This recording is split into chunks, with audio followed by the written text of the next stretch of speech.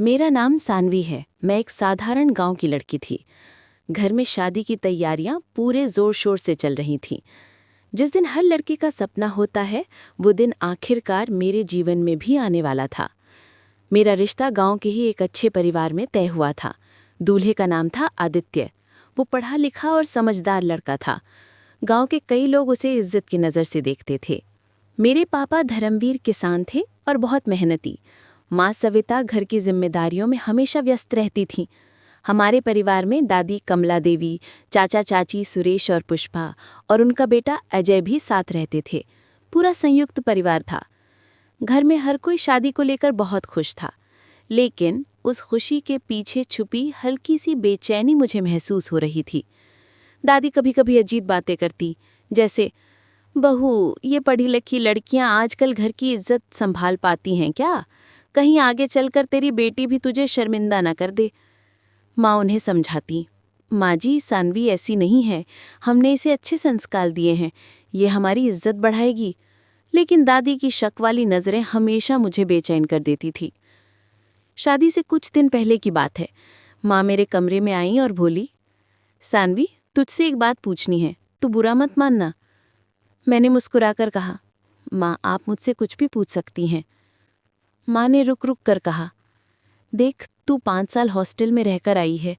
लोग बातें बना रहे हैं, कहीं तूने कोई गलती तो नहीं की? उनकी आंखें भर आईं। मैं समझ गई माँ को समाज के ताने डरा रहे हैं। मैंने उनका हाथ पकड़कर कहा, माँ, आपने जिन संस्कारों से मुझे पाला है, उनसे मैं कभी नहीं भटकी।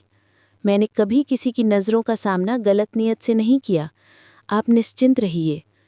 माँ ने राहत की सांस ली, मगर फिर भी उनकी आंखों की चिंता मैं साफ देख सकती थी। शादी का दिन आया। घर में हर तरफ शहनाई बज रही थी। रिश्तेदार, पड़ोसी सब खुश थे, लेकिन दादी बार बार कुछ न कुछ कहकर माहौल खराब कर देती।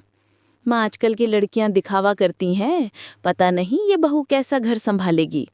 उनकी बातें सुनकर चाची पुष्पा भी आग में घी डालती। सही कह रही हैं अम्मा, पढ़ाई लिखाई ठीक है, लेकिन शादी के बाद घर गृहस्थी तो देखनी पड़ती है। सानवी को आदत होगी क्या? मैंने सब सुना, लेकिन कुछ नहीं बोली। शादी के बाद मैं अपने नए घर आई। आदित्य का परिवार बड़ा था।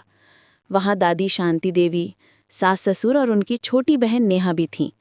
सभी ने मेरा स्वागत किया, लेकिन दादी शांति देवी की आंखों में एक सवाल था, जैसे वो मुझे परख रही हूँ। उन्होंने पहली ही रात कह दिया, बहू, बहू कहलाना आसान नहीं है, हमारे घर की परंपरा निभानी होगी। पढ़ाई लिखाई को भूल जा, अब तेरा काम इस घर को संभालना है। मैंने मुस्कुराकर कहा, जी दादी, यही मेरी पहली जिम्मेदारी है। शादी के अगले ही दिन दादी ने मुझे रसोई में भेज दिया। मुझे खाना बनाना आता था, लेकिन इतना बड़ा परिवार संभालना आसान नहीं था। चाची पुष्पा पहले से ही तैयार बैठी थी मुझे गलती करते देखने के लिए। अरे देखो तो, रोटियां गोल भी नहीं बन रही। पढ़ाई से रोटियां गोल होती हैं क्या? चाची ने ताना मारा। सास ने धीरे से कहा, छोड़ो पुष्पा, नहीं है अभी, सीख जाएगी। मैं चुपचाप सब सह गई। मनी मन सोचा, यही असली इम्तिहान है। आदित्य ने उस रात मेरा चेहरा उदास देखा। उसने कहा, सानवी, मैं जानता हूँ दादी और चाची तुझे परख रही हैं, लेकिन तू डर मत, मैं हमेशा तेरे साथ हूँ। उसकी बातें सुनकर मेरा मन हल्का हो गया। दिन बीतने लगे। मैंने घर की जिम्मेदारियां निभानी शुरू की, लेकिन दादी और चाची की बातें कभी खत्म नहीं हुई।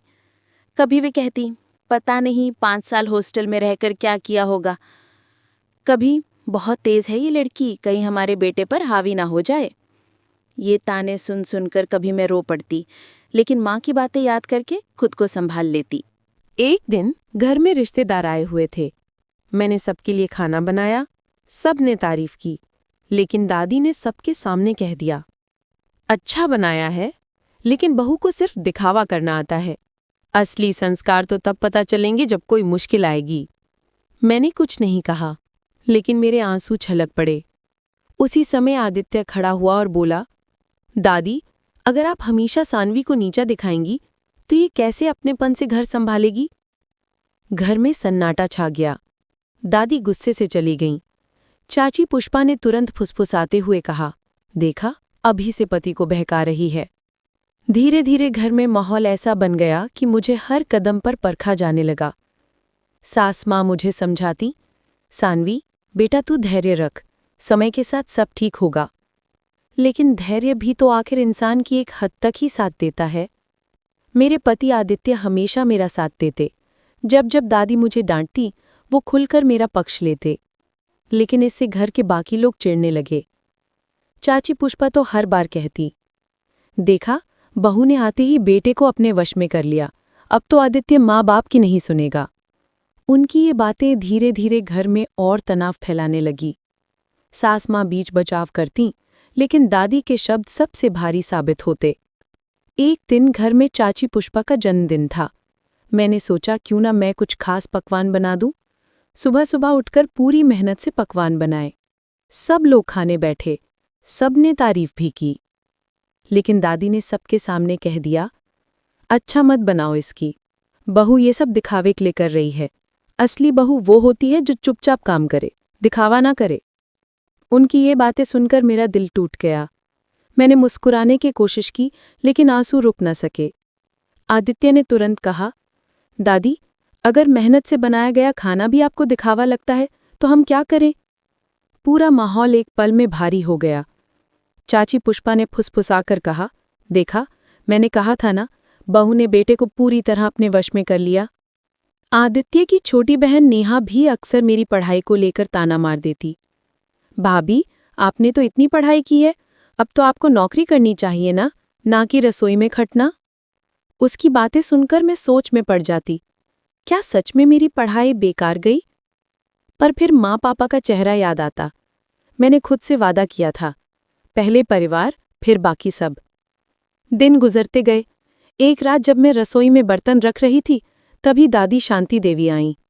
उनकी आंखों में गुस्सा और शक दोनों था। बहू सच सच बता, तेरे चरित्र पर दाग तो नहीं है। 5 साल हॉस्टल में रहकर आई है तू, कौन जाने वहां क्या हुआ हो। उनकी बातें सुनकर मेरे पैरों तले जमीन खिसक गई। दादी आप मुझ पर इतना बड़ा आरोप कैसे लगा सकती हैं? मैंने हमेशा इज्जत और संस्कार का ही साथ दिया है। दादी ने गुस्से से कहा, तू कुछ भी कह ले, मुझे तेरी पढ़ाई लिखाई पर भरोसा नहीं। ये सुनकर मैं चुप रह गई।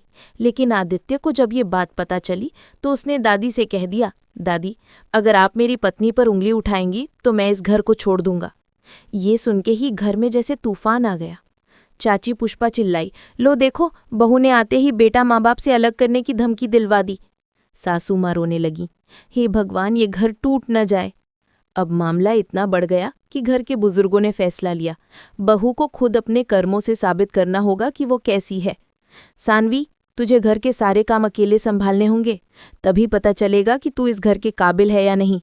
दादी ने शर्त रखी। मैंने बिना कुछ कहे उनकी शर्त मान ली। अगले कई दिनों तक मैंने दिन रात मेहनत की। सुबह 4 बजे उठकर घर का हर काम किया, सबके लिए खाना बनाया, बड़ों के पैर दबाए, छोटे बड़ों की ज़रूरतें पूरी की। धीरे धीरे घर के कुछ लोग मेरी मेहनत देखने लगे। सासू माँ अक्सर कहती, सानवी तू सच में इस घर की लक्ष्मी है। लेकिन दादी और चाची अब भी मेरे खिलाफ थीं। इसी बीच गांव में पंचायत बैठी। कुछ औरतों ने दादी से कहा, बहू पढ़ी लिखी है, ये तो गर्व की बात है, क्यों तू हमेशा शक करती रहती है। दादी ने कहा, पढ़ाई से लड़कियां बिगड़ जाती हैं, मुझे डर है कि ये हमारे खानदान की इज्जत ना मिट्टी में मिला दे। ये सुनकर मैं सोच में पड़ गई, कब तक और किस किस को मैं समझाऊं। कुछ दिन बाद गांव में एक बड़ा कार्यक्रम हुआ। वहां सभी घर की बहुओं को बुलाया गया, मुझे भी बुलाया गया। मैंने वहां भाषण दिया, औरत की शिक्षा और परिवार की इज्जत पर। मैंने कहा, औरत अगर पढ़ेगी तो घर टूटेगा नहीं बल्कि और मजबूत होगा। शिक्षा और संस्कार मिलकर ही परिवार को आगे ले जाते हैं। मेरी बातें सुनकर सब तालियां बजाने लगे। वहीं मौजूद दादी और चाची को जैसे समाज के सामने जवाब मिल गया।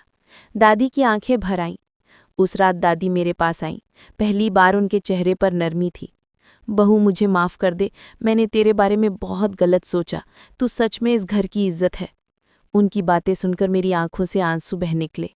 दादी आपकी बहू होने का सौभाग्य मिला है, यही मेरे लिए सबसे बड़ी बात है। धीरे धीरे घर का माहौल बदल गया। चाची पुष्पा भी समझ गई कि मेरे खिलाफ बोलने से उन्हें कुछ नहीं मिलेगा। नेहा ने भी मुझसे माफ़ी मांगी। सासू माँ ने गले लगाकर कहा, सानवी, तूने साबित कर दिया कि बहू केवल रिश्तों का बोझ नहीं बल्कि घर की ताकत होती है। आदित्य ने मेरा हाथ पकड़कर कहा, मैं जानता था तू एक दिन सबको जीत लेगी। आज मेरे ससुराल में सब मुझे प्यार करते हैं। दादी मुझे अब अपनी पोती से भी बढ़कर मानती है। समाज में भी लोग कहते हैं, देखो पढ़ी लिखी बहू घर को और भी रोशन कर रही है। मैंने सीखा, रिश्ते कभी तानों से नहीं बल्कि धैर्य, विश्वास और कर्मों से मजबूत होते हैं।